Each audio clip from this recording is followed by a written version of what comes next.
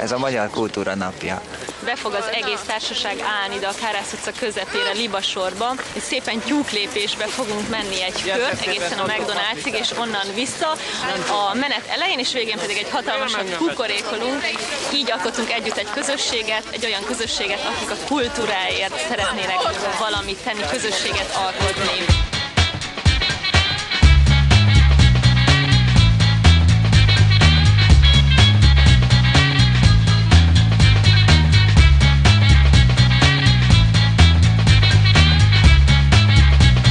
Szeretjük a kultúrát, és ez egy nagyon fontos dolog.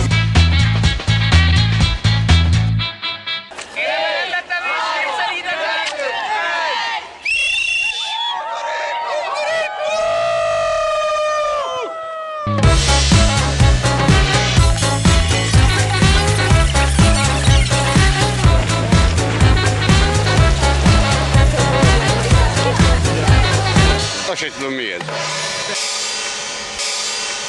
Állatvédelem. Nagyon-nagyon sok benne a majom, úgyhogy kicsit érdekes. Ma van a Magyar Kultúra Napja, ezért a Szegedi Fókusz Műhely Társulatával elhatároztuk, hogy szervezünk egy kis kulturális villámcsődületet a Kárász utcára. Ja, értem, hát így már más, így már beugrik. Egy figyelemfelhívás, meg egyebek, demonstrálás.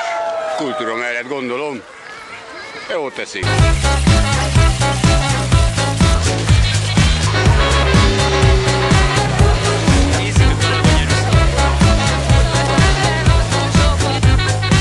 Őszi éjjel iszik a galagonya, ízik a galagonya ruhája, zúg a tüske, szél szalad ide-oda, reszket a galagonya magába. Nagyon tetszett, még nem vettem részt ilyen rendezvényben. Biztos sokan kaptak verseket, és akkor valami csak történt.